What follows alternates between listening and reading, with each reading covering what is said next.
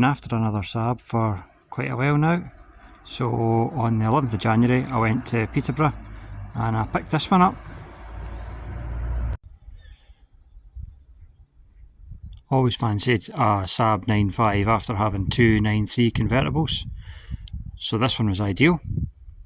It's a 9.5 2.3 turbo Aero hot, so it's top of the range.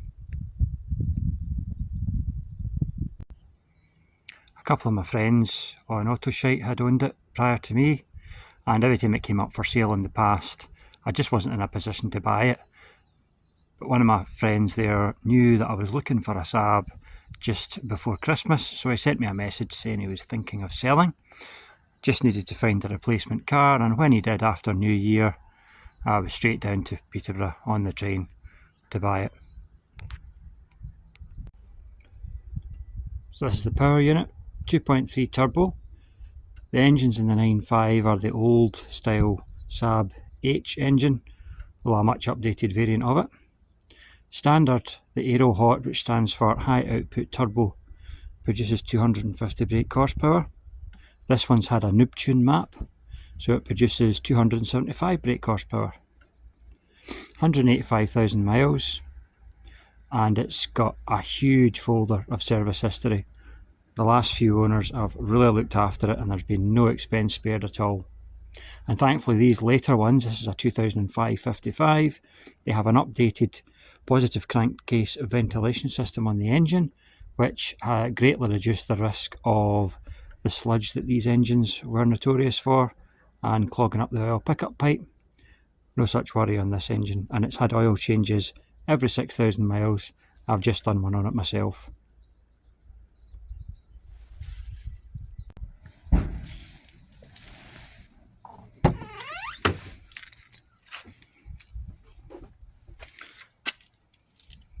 So inside, the car's got pretty much every optional extra you could get on these cars. Just a few blanking buttons.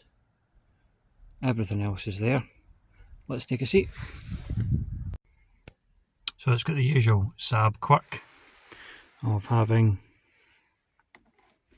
the ignition key there in the middle.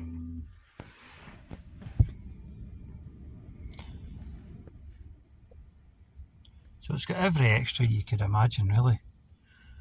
One of my favourite things it's got, and you can just see over the gear stick, apart from having 3-stage heated seats, it's also got ventilated seats as well. Never seen that feature before. It's got climate control, sport mode in the gearbox, which really is fantastic. It firms up the throttle response and holds the gears longer. It's actually too much for me. That noise you hear as well, it's got a dash cam. As you can see, it's on, hardwired.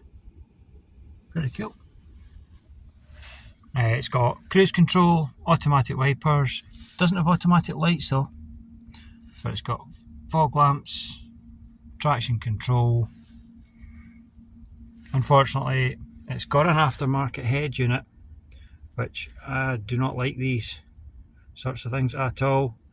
But in order to reinstate the original, you have to use Tech 2, which I don't have, so it'll stay there for the time being. I've got, I think, last time I looked, the stash of spares I've got about 3 standard head units, but unfortunately can't fit it at the moment. Of course, it's got the famous Saab cup holder. This one working absolutely beautifully.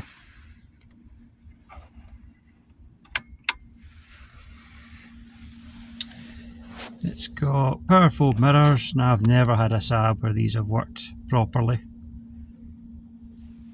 but you don't really need them. And you've got your gauge for your turbo. 189,000 miles, I stand corrected. It is incredibly fast.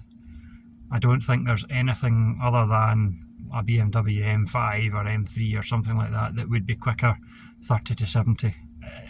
With the noob tune map, it is just astonishingly quick in the mid-range. What everybody says about Saabs being like that is absolutely true. It's a fantastic car.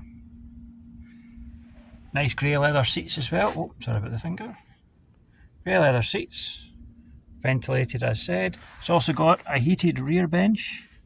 Switch is just down in the centre console.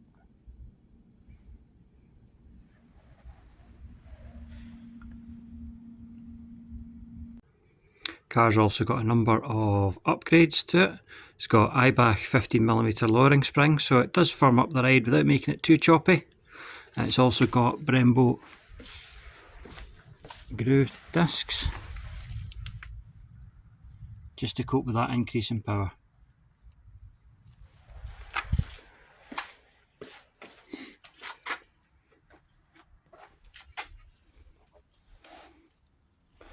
So I'm really pleased with it. 9.5 has been on my list for a while, and one of these ones, which is the last of the older front fascia style before they went over to the sort of DM Edna style, which I don't really like. So it's the last of these. It's got the shark tooth bumper, which they only made for a couple of years. It's also got Saab 9.3 wheels. They're a different offset, a little bit wider, so they fill the arches a little bit better. So it needs a little bit of suspension work at the back. There's a bit of a rattle and it could do with a ball joint, so it's getting that done this week. Apart from that, doesn't need anything else at all, other than an oil change, which I've just done. I'm going to enjoy driving it.